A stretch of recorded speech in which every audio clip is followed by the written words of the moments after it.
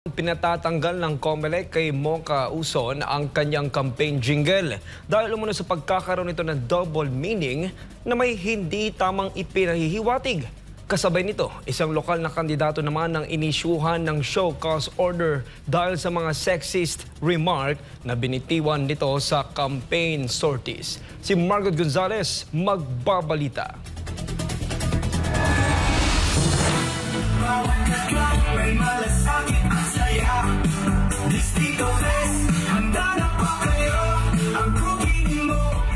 Dahil sa campaign jingle na yan, sinulatan ng COMELEC ang vlogger na si Mocha Uson na tumatakbo ngayon sa pagkakonsehal sa lungsod ng Maynila.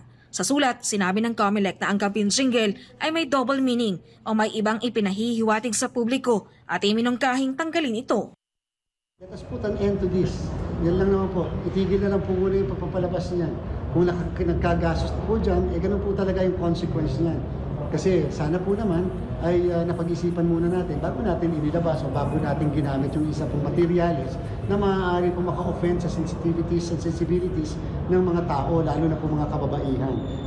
Hindi po naman talaga lahat ay matutuwa. Hindi po ba pwede naman tayong mangampanya na pwedeng lahat ay mag-agree at matuwa. Pero pagka nangampanya tayo na may ibang grupo na maliban doon sa mismong mga kababayan natin kukuhanin ng boto outside pa ng area na yan, ay may hindi po matutuwa at magagalit, hindi po siguro magandang pangangampanya yon. Tayo po ay nag-e-expect ng isang magandang response mula sa kanya at pasasalamatan namin siya kapag siya mismo ay nag-take ng initiative at sumunod siya doon sa ating pakiusap na i-take down na o huwag nang gamitin itong double meaning na campaign jingle na yan. Sa mga iba pa na meron dyan, we're watching you. Sakali namang hindi tanggalin ni Uson ang kanyang jingle, posibleng pagpaliwanagin na rin ito ng COMELEC. Siyempre po, defiance na sa COMELEC yan. Hindi naman po yung paglabag na doon sa anti-discrimination maaari. Dahil sarili naman niya yung kanyang pinapahiya doon o yung kanyang pinapatungkulan. Pero siyempre, yung pagiging sensitibo doon sa nararamdaman ng iba naman na inaksyonan ng komisyon, then that's defiance of the COMELEC's request and directive. Remember, hindi naman po sila ordinary mamamayan lang. Sila po ay mga kandidato and therefore, being a candidate is not an absolute right. It is a mere privilege. And therefore, you are governed by election laws. Samantala, mayroon na namang inisyuhan ng COMELEC ng show cause order dahil sa paggamit ng sexist remarks sa pangangampanya.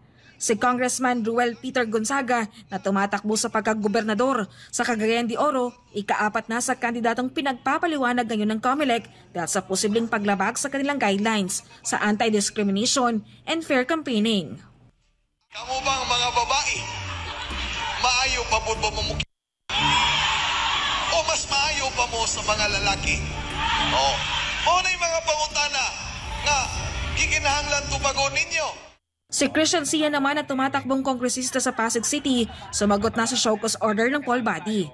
Matatandaan na ito ang unang kandidatong inisyuhan ng show cause ng COMELEC dahil sa kanyang siping joke sa mga single mother.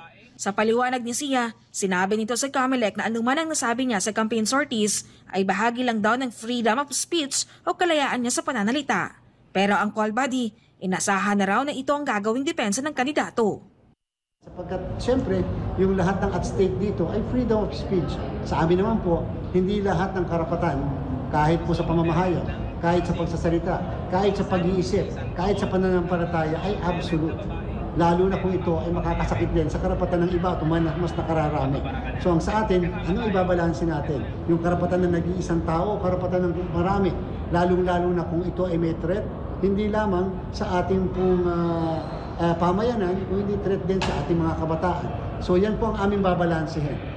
Sa kabila ng mga isyong kinaharap ng ilang kandidato, patuloy ang pagtutok ng publiko sa mga hakbang na ginagawa ng mga ito sa kanilang mga kampanya.